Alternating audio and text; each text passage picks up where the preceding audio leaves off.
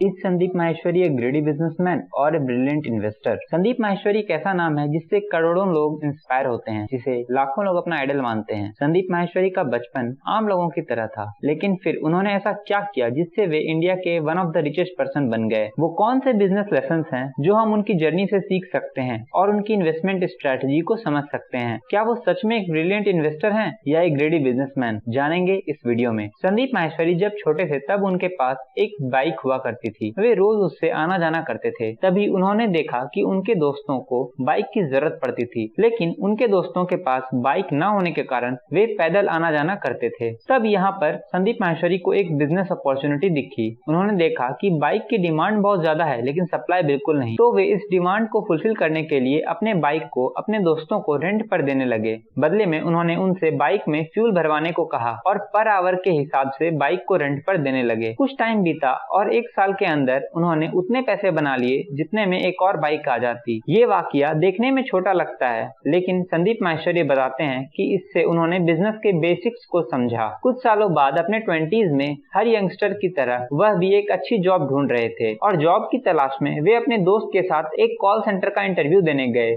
वहाँ उनके दोस्त का सिलेक्शन हो गया, लेकिन उनका नहीं हुआ। वे बहुत निराश हुए और अपने पैशन को ढूंढने में लग गए। उन्हें यह एहसास हुआ कि उन्हें फोटोग्राफी में बहुत इंटरेस्ट है। घर में जब उन्होंने यह बात बताई तो लोगों ने कहा, क्या पासपोर्ट साइज फोटो बनाएगा क्या, या शादियों में वीडियोग्राफी करेगा? ये सुन के वो हर्ट हुए, लेकिन अपना काम स्टार्ट कर दिया और मॉडल्स की फोटोग्राफी करना शुरू किया। पहले ही मॉडल ने उनसे कहा कि ये बेकार पिक्चर्स हैं। तब संदीप के पास 2 ऑप्शंस थे। पहला, या तो वह उन पर चिल्लाता और लड़ झगड़ कर अपने आप को बेस्ट फोटोग्राफर साबित करता, या दूसरा, वह समझता कि उनमें भी कुछ कमियां हैं और उसे वह इम्प्रूव कर सकता है, और वह तभी होगी जब वह क्रिटिसिज्म को अपने ऊपर लेगा। संदीप ने दूसरा रास्ता चुना। उसने कहा कि अच्छा बताइए कि इस पिक्चर में प्रॉब्लम क्या क्या है। तो उस मॉडल ने बताया कि लाइटिंग ठीक नहीं है, शैडो सही नहीं बन रहे, और यह सारे कंस्ट्रक्टिव क्रिटिसिज्म से सीखते हुए उन्होंने खुद के फोटोग्राफी स्किल्स को काफी इम्प्रूव किया, और जो स्किल्स लोगों को सीखने में 10 साल लग जाते थे वह उन्होंने 1 साल के अंदर सीख लिए। टाइम के साथ उनका करियर आसमान छू रहा था। वह अपने कंफर्ट जोन में थे। वह बहुत अच्छी कमाई कर रहे थे। अब वह डिफरेंट ऑर्गेनाइजेशंस में एज अ फोटोग्राफर काम करते थे, लेकिन बहुत जल्दी उन्हें यह एहसास हुआ कि वह किसी के अंडर काम कर रहे हैं। वह टाइम के साथ बाउंडेड हैं, यानी कि अगर वह डेली काम नहीं करेंगे तो उनके पैसे नहीं आएंगे। साथ ही इस बिजनेस को स्केल नहीं किया जा सकता था, यानी कोई एक आदमी limited amount of pictures he click कर सकता है। तब उन्होंने इतने सक्सेसफुल बिजनेस को छोड़कर एक स्टॉक फोटोज के बिजनेस पे काम किया, जिसका नाम उन्होंने इमेजेस बाजार रखा। यहाँ पर वह बहुत सारे मॉडल्स के साथ फोटो क्लिक करके उसे वेबसाइट पर अपलोड कर देते थे, और जिस ब्रांड को भी उन फोटोज की जरूरत होती थी वह एक सर्टेन अमाउंट उनको पे करके वह फोटोज को अपने ब्रांड के लिए यूज कर पाते थे। इससे होता यह था कि इमेजेस बाजार में एक सेट ऑफ गैलरीज बन रही थी, जिसमें हर तरह की फोटोज होती थी जो किसी ब्रांड को चाहिए, और वह एक फोटो को एक से ज्यादा बार सेल कर सकते थे। यानी इसमें स्केलेबिलिटी भी थी और ग्रोथ भी था। जब उन्होंने इमेजेस बाजार शुरू किया तब उनकी रिवेन्यू बहुत ही कम थी,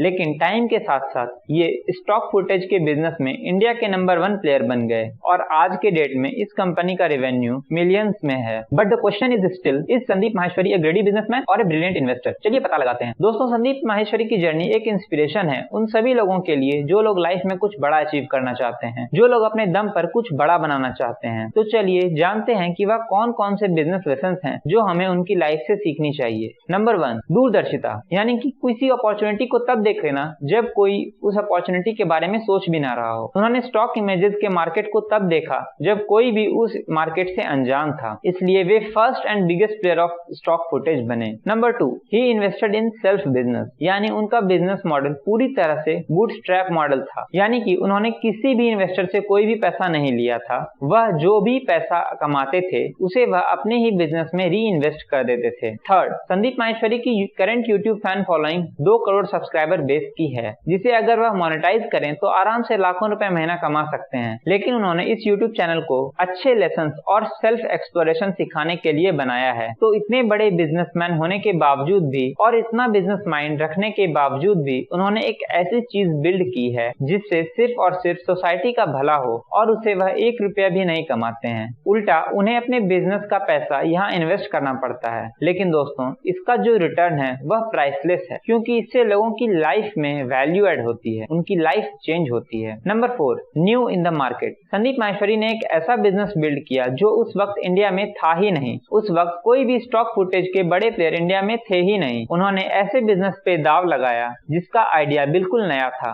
इसलिए वे इतने सक्सेसफुल हुए। जैसे आज के टाइम पर क्रिप्टो करेंसी बिल्कुल ही नई चीज है, लोग इस पे दाव लगाने से डरते हैं, लेकिन मेरा मानना है कि हमें बहुत थोड़ा अमाउंट इसमें इन्वेस्ट करना चाहिए, जिससे अगर आगे ये मार्केट बूम करे तो हमें इसका फायदा हो। बहुत से लोगों को क्रिप्टो करेंसी के बारे में पता ही नहीं होता। अगर आपको जानना है तो मेरी लेफ्ट वाली प्लेलिस्ट देखिए, जिसमें बच्चे की भाषा में मैंने इस क्रिप्टो करेंसी को समझाया है। अगर इस वीडियो से आपको कुछ नया सीखने को मिला या आपके लाइफ में थोड़ी वैल्यू ऐड हुई तो इस चैनल को सब्सक्राइब कर लें और नोटिफिकेशन ऑन कर लें ताकि आपसे ऐसी वीडियोस मिस ना हो। मिलते हैं आपसे अगली वीडियो में। Thanks for watching.